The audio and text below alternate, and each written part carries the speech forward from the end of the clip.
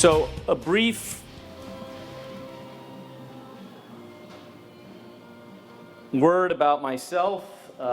If you knew who I was, you knew I used to work at IBM, and I now work at Google, Google Research here in the city. Just for those of you who don't know me, I was a member of the team that built the Jeopardy playing Watson computer.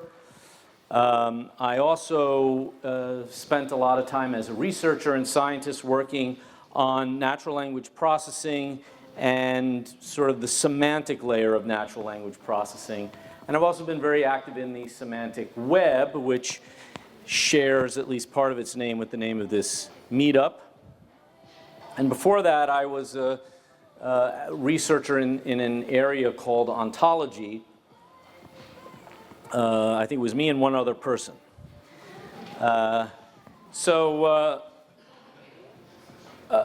Just as Captain Kirk's recurring theme back in the old days of Star Trek was to somehow manage to get his shirt torn in most episodes so that you could see his chest, in my own work, I've been involved in making use of explicit semantics in systems that do some kind of semantic processing. And I'll talk more about what I mean by semantic processing throughout the next 20 or 30 minutes. But just as an example, in Watson, so Watson was a machine that was able to answer questions with a high degree of accuracy and a lot of self-knowledge as far as when its answers were right and wrong, and this allowed it to win at Jeopardy.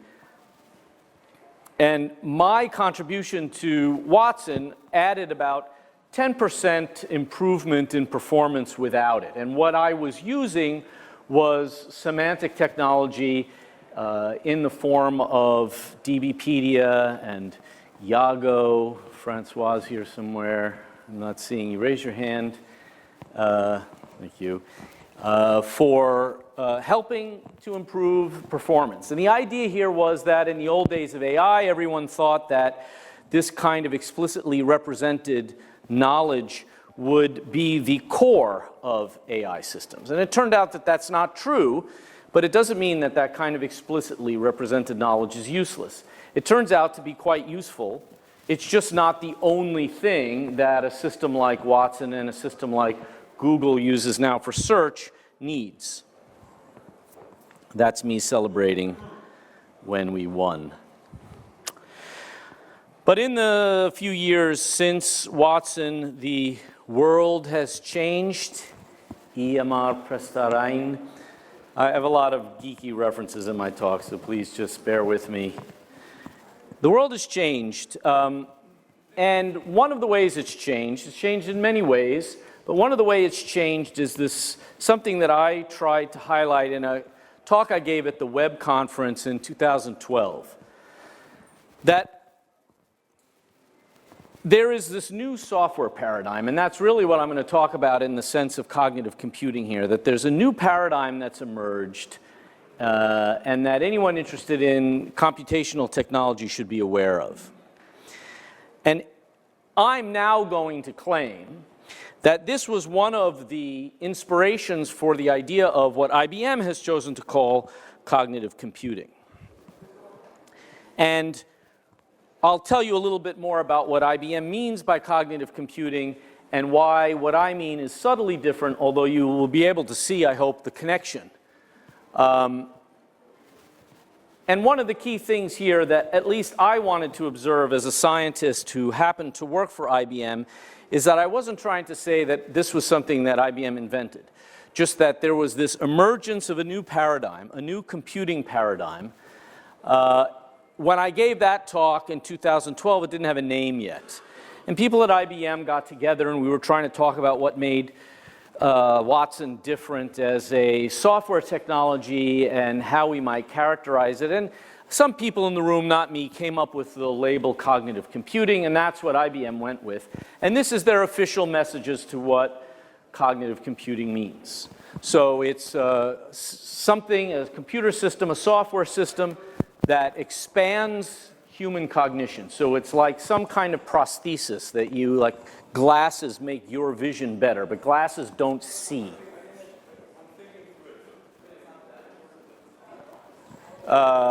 It learns. So as you use it, it learns. It gets better by interacting with you. And it interacts with humans in a way that's natural and comfortable for us. It's in our own language, it understands gestures, and so forth. So that's the official IBM message. But now here's the part where I claim to have actually invented cognitive computing and what I really meant. And this is sort of tongue-in-cheek, but I think there really is something important about one of the ideas behind what led to cognitive computing, and that is that we have a new wave, not that IBM invented it. I'm not sure even who could claim to have invented it, but you see examples of it all over the place. Computer systems that can be wrong. We tolerate mistakes and errors from these new classes of computer systems, like web search. Web search is very imperfect, but the web would be useless if we didn't have web search. It would be absolutely useless without it. So these systems can fail and still be useful. And this is, this is a big change. This is really a big change for software systems from the old days, from the way traditional companies like IBM treated software. If it ever made a mistake that was a bug, it got logged in some bug tracking system and someone went and fixed it. That's not the way cognitive systems work. The focus is on making it better, but understanding that it'll never be perfect. And there's a huge class of problems that we need machine assistance to solve. Web search is a great example, but Todd and Silver are going to talk about access to images and especially video and other kinds of media in which the scale of this information has just reached a point that we cannot possibly imagine people being able to deal with, and we need machine help. But these problems are extremely hard for machines to solve. They're extremely difficult. They need help from people. So I'm going to outline now what I've called the 9 pillars of cognitive systems engineering. And it's designed here such that if you pull any one of the 9 pillars out, the whole thing collapses. There's a little barrier. Those two pieces, cognitive and system, are touching, but they're not connected. So if you pull out any one of those 9 pillars, the whole thing falls down. So the first 3 pillars are measure, measure, measure. This is sort of the realization of this idea that cognitive systems can be wrong but still be useful. You have to have some way of measuring how useful they are. You have to have some way of being able to say, it failed here, but I think I've improved it and made it better. Because there's a way of measuring its performance, there's a way of measuring its success. I mean, in the case of question answering systems, if you happen to know, if you have a set of questions that have right and wrong answers, you can just measure how many you get right. And this is really crucial. I'll talk more about metrics in a minute. But once you have the ability to measure, cognitive systems are improved, are advanced by establishing some baseline of performance according to the measure, and then making algorithmic or data improvements to the system and testing to see whether, when you measure it again, if in fact, according to your measurement, it did get better. And finally, just a little word to the wise that you don't have a very good metric or you don't have very good data if your metric gives you consistently above a 0.8. You're measuring the wrong thing. That's just a rule of thumb, of course, but just if you're new to this, a good thing to keep in mind. The second of the 3, the fourth, fifth, and sixth of the pillars, I'm reusing this famous real estate joke that the 3 most important things about real estate are location, location, and location. Okay, fine. So data is critical. We now live in the data age. Cognitive systems are enabled by having a huge amount of data. No one, especially geniuses like myself, had any idea back in the beginning of this era that data was going to be as unbelievably valuable as it turned out to be.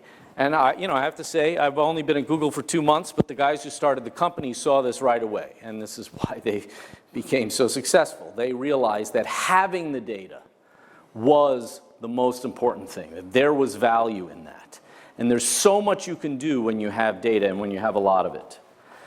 And so I ran into this problem consulting with and talking to people in a variety of organizations that build cognitive systems, that when you interact with a customer that's used to the old model of doing things, customers are not generally willing to give up their own data. Certainly, if you buy software or services from a big computer company, you just write down your requirements and negotiate a little bit, and they build you a system, they drop it into your, into your cluster, and it just starts working, and they never see your data. You cannot do cognitive systems development that way. You have to have the data. In fact, it's all about the data. And then this is something that I think Todd is going to talk about a little bit more. One of the most important aspects of being able to measure cognitive systems is being able to know what the truth is, what's right. And this is where people are critical. We need to have cognitive systems do things like answer questions, understand natural language, understand speech, speak, generate a spoken language, understand images, extract information from images, recognize people's faces, colors, scenes, famous landmarks, videos, being able to recognize different aspects of videos so that we can find things in those videos. These are cognitive problems because we can do them with almost no effort. We just can't scale, and machines are almost completely clueless when it comes to these fairly simple cognitive tasks, but machines are not very good at them.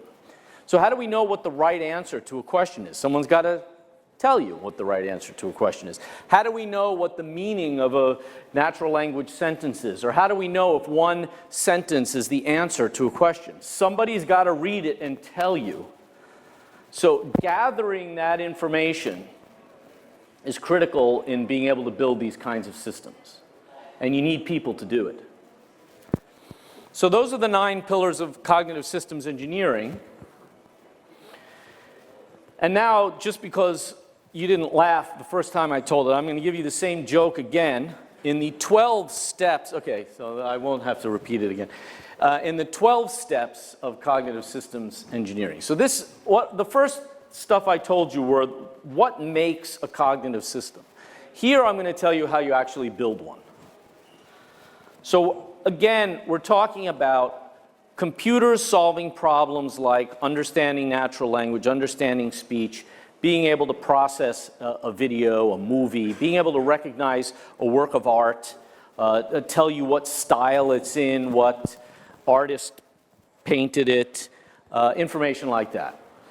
Things that people know. And we want to be able to get computers to do that in a scalable way, to at least make it possible for human cognition to scale to the amount of data that we now see on the web.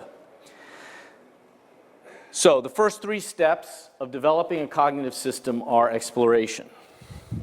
Really, building a cognitive system is data science. You study the data. You try to find, just the way medical researchers try to find relationships between properties of people who are suffering from a disease and the disease itself. This is how smoking, was discovered to be one of the causes of cancer, because somebody just so happened to notice that some large percentage of people with lung cancer also had yellow stains on their fingers. It wasn't because yellow stains cause cancer, but there was some kind of signal in there.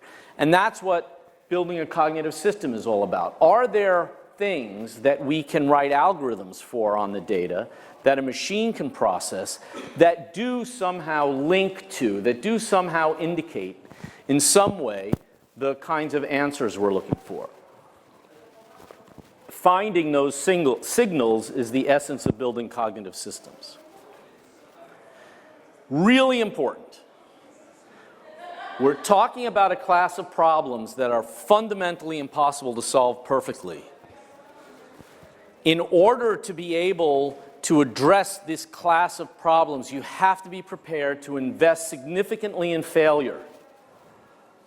You have to try things. You have to explore the data. You have to try new algorithms, try new sources of data, try new ways of filtering. Try. Explore, explore, explore, and fail and fail and fail in order to succeed.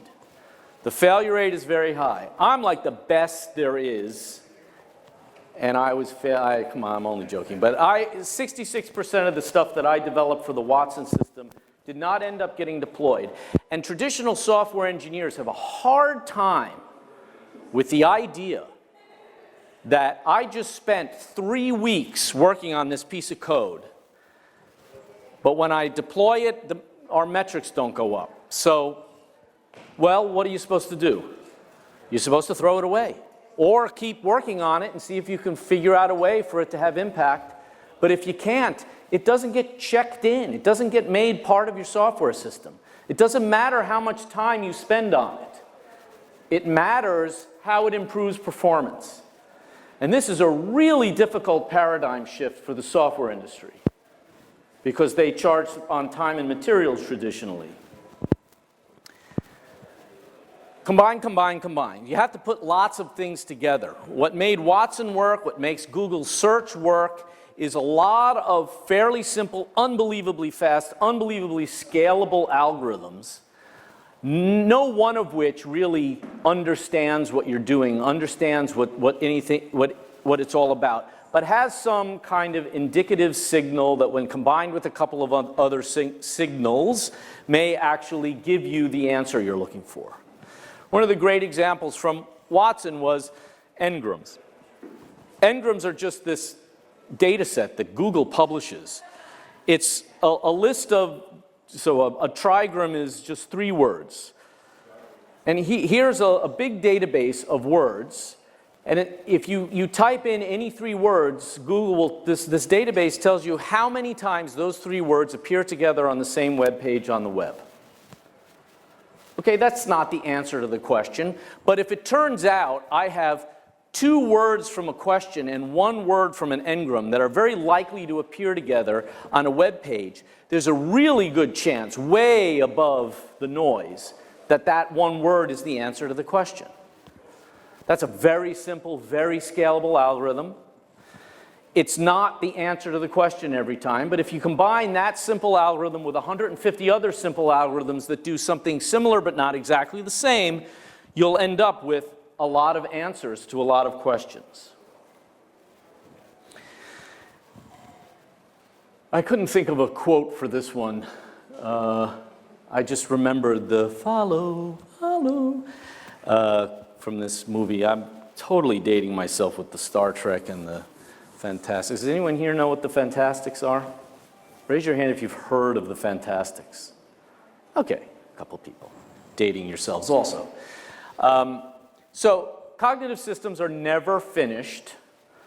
They're tackling problems that are fundamentally unsolvable. And the idea is to just keep making them better over time. I mean, Google will never finish improving search, ever.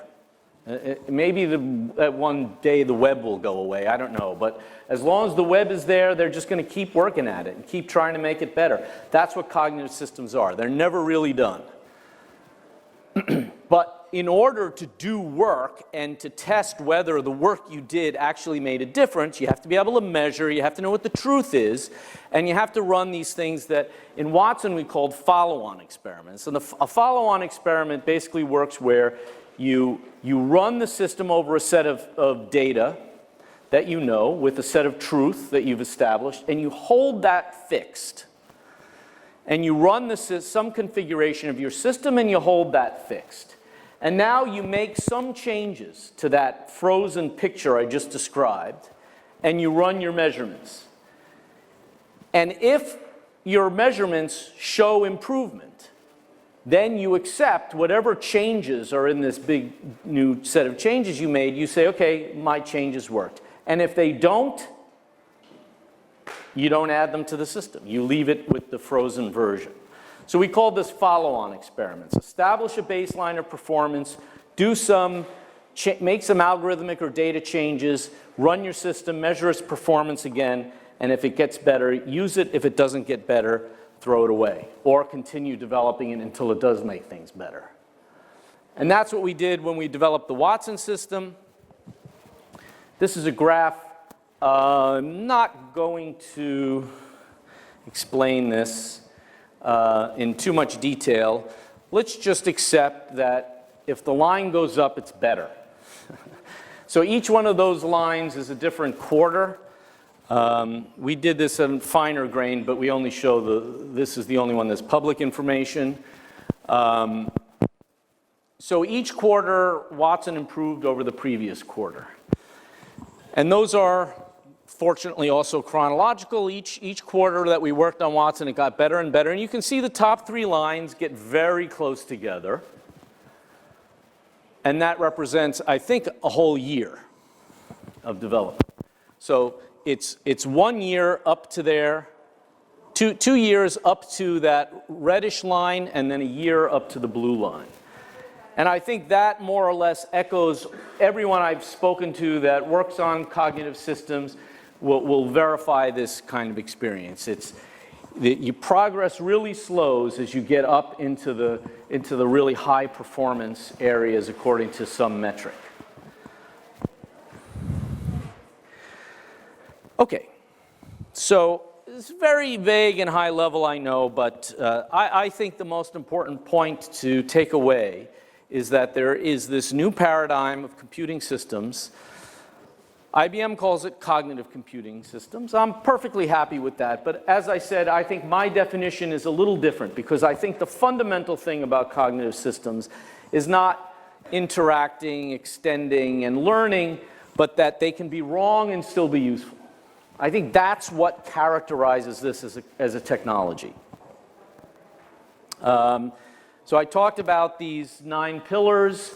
You have to have data.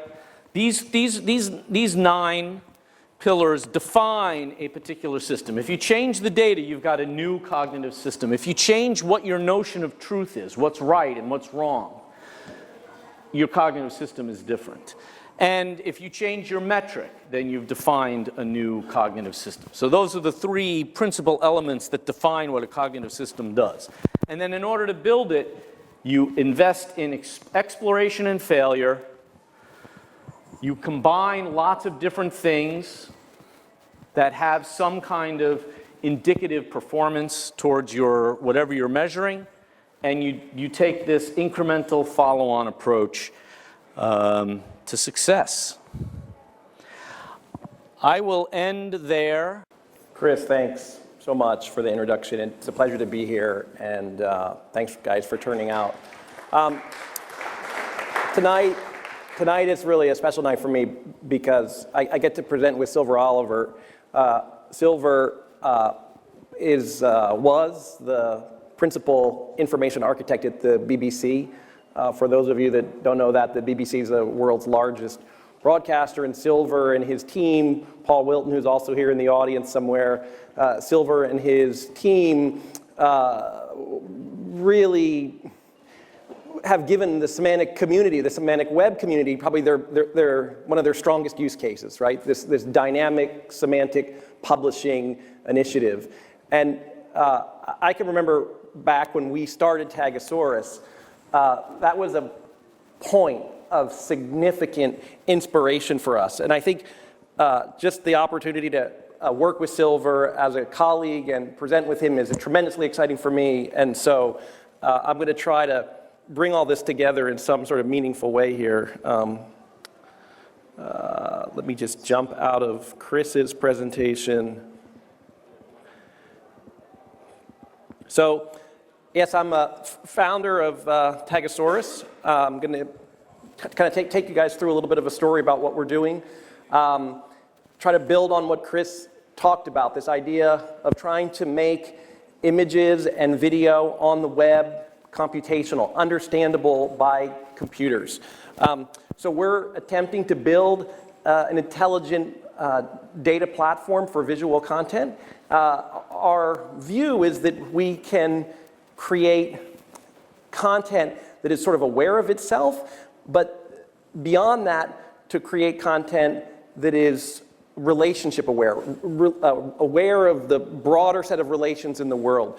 So for approximately 3 years, Tagasaurus has been working on this problem, starting with the content-aware problem first, and then in the last year, really working hard on the semantics problem, and that's where we've reached out to Silver and his team, to Matt Petrillo, who's also another member of this community. He was at Ontotext. He's come over to help guide that project at Tagasaurus. And so we're going to just talk a little bit about how we view the world and what some of the challenges are, because it's such an interesting set of problems. Just from 30,000 feet, sort of beliefs, things that we really feel strongly about. The images, people talk about the semantic gap. And the semantic gap is sort of this gap between what a computer knows when it looks at a piece of media and what a human being knows. As a human, as Chris said, it's trivial. We look at an image, we can see very clearly this is a guy swimming. I fed this to a bunch of AI systems that are computer vision systems and that are the state of the art, the winners of the Trek Image Recognition Challenge in 2013, 2014. This came back as an airport departure lounge. That's not good enough, right? So computers, images don't have intelligences. Computer can't read it. We need some way to describe the subject matter of the image, describe the content. So images aren't smart. That's a challenge. The other thing that's sort of corollary to that is that visual content really turns out to be the currency of the web today, right? So we think about whether it's Instagram or Facebook or Flipboard or any service online. These things are increasingly driven by images and video content. And we believe that visual content is really the currency that's driving this new web. But people talk about the new visual web, and I would assert that the new visual web is almost a kind of misnomer, because it's not really a visual web at all. It's sort of like that trash that's floating in the middle of the Pacific. It's not part of a web until you make it part of a web. You have to make it smart. And so before we're going to have a truly visual web, we need to make content intelligent, and we need to find a way to interconnect it. And I think if you can stop for a minute and think about a web where content is intelligently interconnected, visual content, video, images are intelligently interconnected, I think you can really start to get excited about a world where maybe the analogy would be something like music. I mean, if you guys have lived through the sort of computer music revolution, we had our tracks, we'd burn our CDs. Remember, it was like rip, burn, and share. This was the Apple tagline, and you'd rip, burn, and you'd have to tag all this stuff and share it out over services like Napster. And now just think where that's come. It's Pandora, it's Spotify. They're programmed experiences, right? And what happened to make that possible? Well, people got in there and they described all that information with metadata about the content. And that's what needs to happen really at web scale before we're going to have a kind of audio-visual web that is intelligently interwoven. And so those beliefs that images aren't smart, that the visual web is exciting, and that the possibilities that are inherent in that are tremendously exciting, those are the things that drive everything we do. And I want to talk a little bit about how we do what we do, and sort of the challenges that we're facing. So as I said before, without metadata, this image isn't particularly smart. With metadata, it can at least become content aware, right? And so there's this idea that we can add tags to an image. Those tags could be entities, they could be semantic, they could be derived from a structured data set like Wikipedia or DBpedia, I should say, or geonames. and added to the image. So it creates this kind of actionable layer of information within a piece of online audiovisual content. We built, to do that, a human-assisted computing platform. So the idea behind human-assisted computing is a lot like what Chris was talking about, this idea of getting humans and computers to work together collaboratively to do things that neither constituency would do well at in isolation. So we use computer vision. We have face detectors and face recognition systems. But we also have humans. We have humans to train those systems, humans to adjudicate the output of those systems, and in some cases, humans to add interpretive information to a piece of video or a photo, where a computer just is completely incapable of adding value. And this was really when we started Tagasaurus, this was really the core thing we started focusing on, this idea of building a human-assisted compute process. And we've run that for 2.5 years. We've run that for some of the biggest asset owners, visual asset owners in the world, large publishers, large media companies, entertainment companies. I think we really understand a lot about that. But in doing that, I think we also learned a lot about what the problems are, and what the problems are with the current generation of technology, the current systems that serve this kind of data, what their limitations are. And that's when, about the time I met Chris and Matt Petrillo, and we were thinking about what the BBC was doing with dynamic semantic publishing, this idea that you could put together a kind of narrative or a story dynamically. And we said, what if we could go beyond just making images content aware, tagging them effectively? What if we could get beyond that? What if we could make images relationship aware, or media, online media? What if we could make it relationship aware? And if we could make it relationship aware, we could start to create storylines, and we could start to create narratives and user journeys that could take us places in a purely visual way. And it's the use of semantics and the use of ontologies that allow us to start to think in this way. And it's not just images, it's also video, and it's not just whole video, but sections of video. So you think of the news, your classic news at 6 there's many little segments in there, and you want to be able to segment using shot and scene segmentation, each of those little segments, and then describe the subject matter of each of those little segments separately, so that you can sort of think of wikifying network news, or think of wikifying entertainment, and we'll talk about that more in this presentation. So it's not just images, and that really is made possible by the semantics. And I think we're so lucky tonight to have Silver here, because this is where I'm going to ask him to come up and talk about that, because these guys have done it at scale at the world's largest broadcaster, and I don't think there's a better person that you could have to give you kind of a presentation on that than Silver. I see, thank you. Then the semantics is about increasing the value of those tags. So on one side, reducing the cost to gain the tags on the images, on the media, and on the other side is, if we can get these hooks, these semantic hooks, we can do so much more with them. So we're tackling it on both sides at the same time. And as Todd said, myself, a number of people in the audience were involved in the BBC with developing this design pattern, if you like, which was dynamic semantic publishing. And then for the last 3 years, I've been working with a consultancy called Data Language, and we've gone around other organizations and given them dynamic semantic publishing platforms. And the pattern's the same every single time in finance, healthcare, broadcasting. And essentially it's this, that when you're annotating, those tags are hooks, in our case URIs.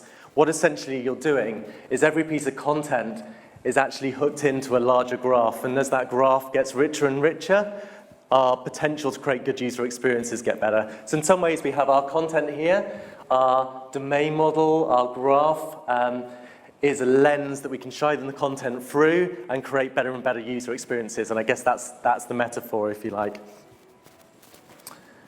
And when we're explaining this to people, quite often go back to an old project, which was a bit of a benchmark project, I think, which is BBC Food. So essentially, BBC Food were relaunching the site. It was all about generating increased reach. And rather than just thinking about what content do we have, what assets do we have, the starting point is think about what is food, and sit down with the subject matter experts. And anyone here who's ever sort of, developed an ontology is a familiar process, but essentially domain model food. So you sit down with the subject matter experts and, food is about recipes, diets, ingredients, seasons, and techniques. And you get this domain model, these important entities and relationships as your first, your editorial view of the world, if you like. And I think what was really exciting about the food project was they then validated this model through doing some search referral analysis, so taking BBC Food and its competitor sites, and then looking at search referrals over a 12-month period.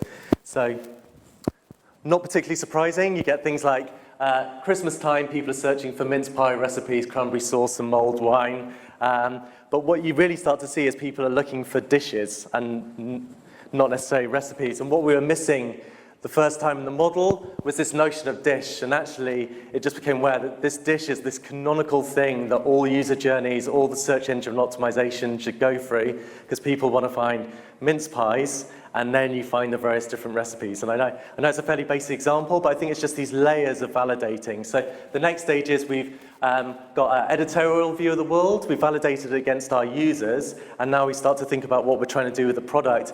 And you can do this drawing a line around, if we can just get recipes, with a recipe, if we can just get dish, chef, and ingredients tagged on these recipes, essentially get these URIs on there, then the graph will take care of the rest. As we decide to build in other aspects of the graph, like seasons or being able to search by a certain cuisine, we can keep developing them. And as the domain model gets richer, the product can get richer. But we're confident if we get these 3 tags, then essentially everything else we can build because it's just part of the larger graph. So that's essentially what we do. Rather than just saying to editorial teams, tag this, what's this about? We say, if you give us the chef, the ingredients, and the dish, all you need to do and just do that well.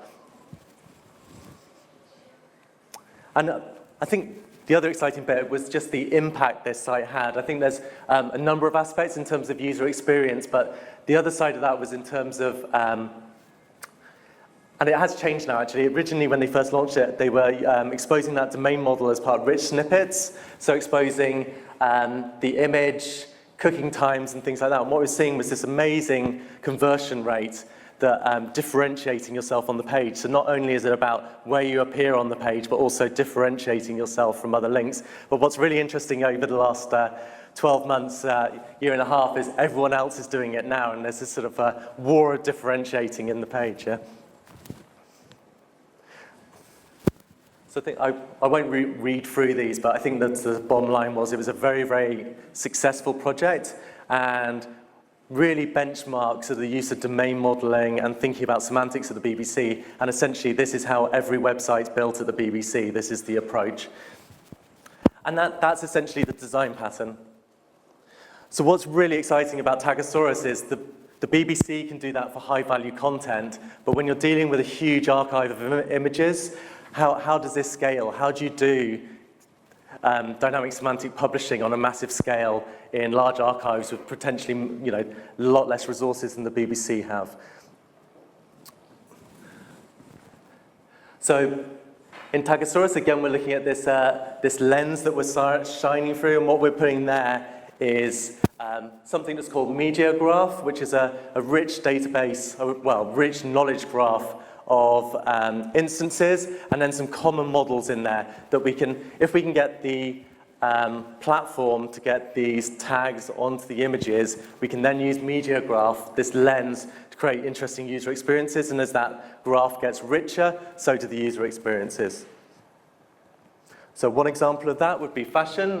One of Tagasaurus's clients is Trunk, and we have a general fashion model. And essentially what that allows us to do is associate, identify particular garments, accessories, other fashion-related things, and then for that garment, the properties of that. So whether it's a black dress, cotton, the style of the dress, And equally, we have the ability for the setting in terms of it's New York City and a city, and we sort of capture this rich model around an image. And actually, to do things like find a black dress is incredibly difficult. If you ever search on Google for black flowers, black dress, it's a perennial problem in image searching. So what we're doing is we're capturing this rich graph around an image, but I think the really exciting thing is that because we have the model, we can start to ask smart questions, and you can farm those questions off to different systems. So you might say, first of all, we're going to get the machine just to see if there's a person in the picture, and then we can move through to the next workflow, which is if we find a person, let's get a Turker to identify if they're wearing a certain type of garment. If we get a dress, we know dresses are valuable to us, so we can then move on, say our model knows that for a dress we're looking for patterns, material and style. And we can start combining these things together and taking advantage of the platform that Tagasaurus built out to generate the type of experiences that the dynamic semantic publishing platform creates. So it's really merging these two different memes and creating something really, really exciting that couldn't be done before. So as you farm these tasks out, the sort of the thing that a particular Turker will see is a very, very specific targeted question, which is identify the type of garment in this picture. And once we know that next stage, it can potentially go into another workflow, or if it's a low-value garment that we're not interested, that might be the end of it. But we can start to control getting the high-value tags off this understanding of the model and catching this sort of rich data in the background.